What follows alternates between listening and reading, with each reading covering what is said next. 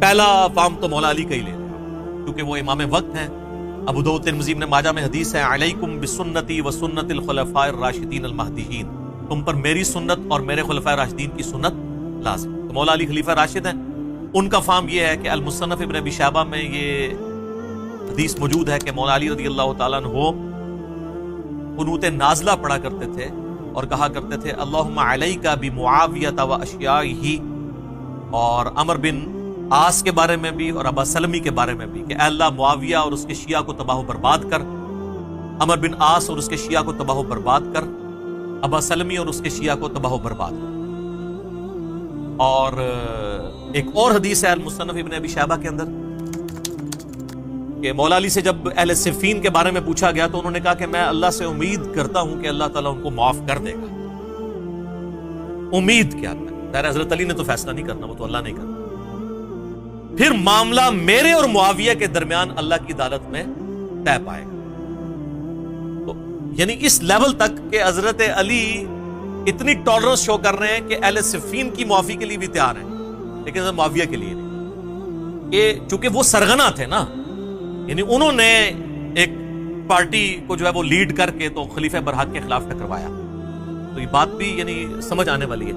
تو یہ پہلا فارم ہو گیا جی، یہ پہلا ریفرنس تھا جو اس حوالے سے ہم نے ڈسکس کیا، دو احادیث سیدنا علی کے حوالے سے. دوسرا ریفرنس جی سیدنا عمار ابن یاسر کا اپنا فارم، جن کے بارے میں صحیح بخاری میں آتا ہے کہ عمار کی زبان کو اللہ نے شیطان سے محفوظ کر، یہ صحیح بخاری میں. تو عمار سے پوچھ لیتے ہیں. عمار بن یاسر کا آپ حضرت علی کے ساتھ کمٹمنٹ کا لیول دیکھیں، 93 ایئرز ایج ہے. جنگ صفین لڑنے کے دوران اس وقت 93 کے تھے، وہ 37 ہجری میں شہید ہوئے. 93 سال بڑی عمر ہوتی ہے. تو عمار بن یاسر کا فہم سنن الکبری البیہقی میں موجود ہے. جب ان سے پوچھا گیا اہل شام کے بارے میں، یعنی یہ جو حضرت معاویہ کی جماعت ہے امیر شام کی، تو انہوں نے کہا کہ یہ نہ کہو کہ اہل شام نے کفر کیا، اس سے کم از کم رافضیت کا رد ہو گیا جو حضرت معاویہ یا ان کی جماعت کو سمجھتے ہیں کہ وہ کافر ہیں، اور اس بغاوت کو وہ دین کی بغاوت اس حوالے سے سمجھتے ہیں کہ وہ سمجھتے ہیں شاید نعوذ باللہ انہوں نے اسلام اتار کے پھینک دیا تھا. نہیں، اسلام میں وہ تھے، مسلم تھے، پولیٹیکلی انہوں نے معاملوں کو مس ہینڈل کیا، وہ بھی غلط ہے. اس میں عمار بن یاسر کیا کہتے ہیں، یہ نہ کہو کہ اہل شام نے کفر کیا، بلکہ کہو انہوں نے فسق کیا اور ظلم کیا. فسق کہتے ہیں گناہ کبیرہ کو. عمار بن یاسر کہہ رہے ہیں کہ اہل شام جو ہیں، اہل صفین، یہ فاسق بھی ہیں اور ظالم بھی ہیں، یعنی بڑے مجرمین ہیں، کافر. بس یہی میرا عقیدہ ہے جو عمار بن یاسر کا. ہم اس سے آگے نہیں جاتے. تو آپ بھی مہربانی کریں ادھر تک پہنچ جائیں. لہذا اہل صفین کو فاسق، ظالم، مجرم، باغی، دوزخ کی طرف بلانے والے، یہ سارے کے سارے الفاظ بالکل جسٹیفائی ہو گئے. عمار بن یاسر کا فہم بھی، سلف کا فہم بھی آ گیا. اب کوئی عمار بن یاسر کے فہم کو چھوڑ کے کوئی ریالوں والے مولوی کے فہم کو اپنا فہم مان رہا ہے تو اس کی اپنی قسمت ہے. اور یہ ریال آج کا ایشو نہیں ہے. بنو امیہ اور بنو عباس کے دور میں بھی علماء ظاہر ہے جی کوڑوں سے اور پھانسیوں سے ڈرتے تھے، سیدھی سی بات. تو یہ دوسرا ریفرنس. تیسرا ریفرنس ایک تابعی کا. میں اب سٹیپ وائز آ رہا ہوں. پہلے خلیفہ راشد، پھر صحابی. حالانکہ صحابہ میں اور بھی کئی فارم میں بیان کر سکتا ہوں لیکن میں اس کو سکپ کر رہا ہوں آج مال نہیں، ورنہ وہ ٹاپک اور طرف چلا جائے گا. وہ پمفلٹ میں موجود ہے سارے. اب آ جائیں تابعی کے اوپر. صحیح مسلم میں حدیث ہے 4776. ایک تابعی ہیں عبد الرحمن بن عبد رب الکعبہ.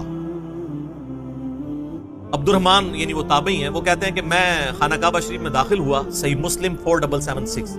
ایک کہانی شریف، تاریخ شریف نہیں سر، سب احادیث شریف چل رہے ہیں. تو یہ مولانا شریف نہیں ہے، مسلم شریف ہے.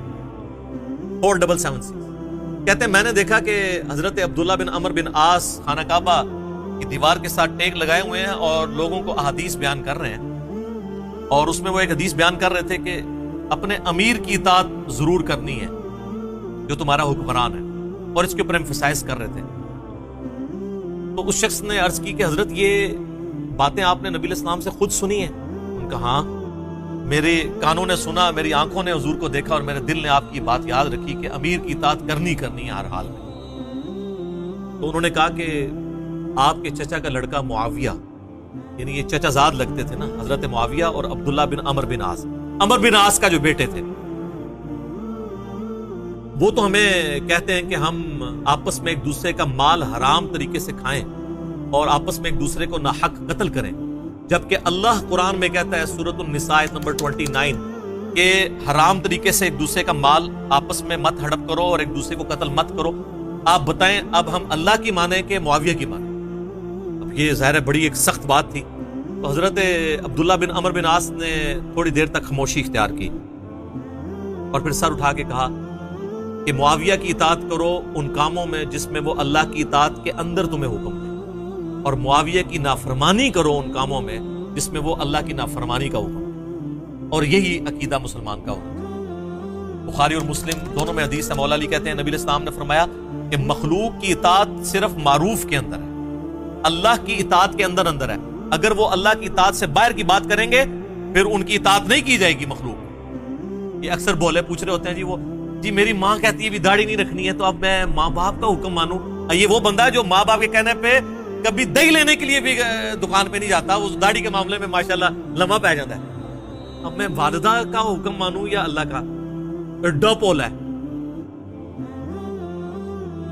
اللہ اور اس کے رسول کی اطاعت پہلے نمبر پہ۔ یہ جو بخاری مسلم کی حدیث ہے تم مومن ہی نہیں ہو سکتے جب تک کہ میں تمہارے ماں باپ، اولاد اور تمہاری اپنی جان سب سے بڑھ کے تمہیں عزیز نہ ہو جاؤں۔ اس کا مطلب یہی تو ہے کہ اللہ اور اس کا رسول ٹاپ پرائورٹی ہونے چاہیے، عز و جل و صلی اللہ علیہ وآلہ وسلم۔ تو یہ جناب فہم آ گیا ایک تابعی کا، اور ساتھ صحابی کا فہم بھی آ گیا، عمر بن عاص کا، ان کے بیٹے کا عبداللہ بن عمر بن عاص۔ یہاں پہ ایک میں مدنی پھول آپ کو دوں۔ یہ اکثر جو یہ بات بولی جاتی ہے نا، الصحابۃ کلھم عدول، صحابہ سب کے سب عادل ہیں،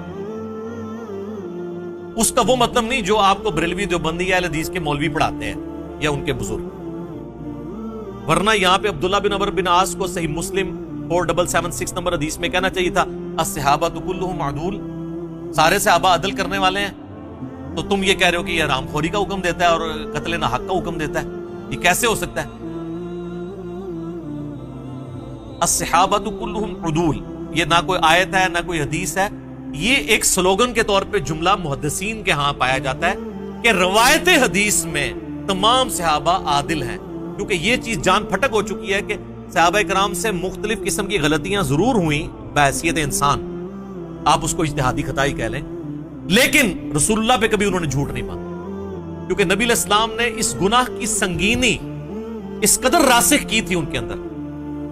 بخاری مسلم میں پہلی حدیث ہی مولا علی سے یہ ہے، بخاری میں بھی، کہ میری طرف کوئی ایسی بات منسوب نہ کرنا جو میں نے نہیں فرمائی ورنہ اپنا مقام دوزخ میں دیکھ لوں۔ اب یہ بات اس طریقے سے نبی علیہ السلام نے راسخ کی تھی کہ بڑے بڑے جرم بھی ہوئے لوگوں سے، لیکن حدیث کسی نے نہیں گھڑی صحابہ کرام سے۔ اسی لیے کہا جاتا ہے الصحابۃ کلھم عدول، روایت حدیث میں سارے صحابہ عدول ہیں۔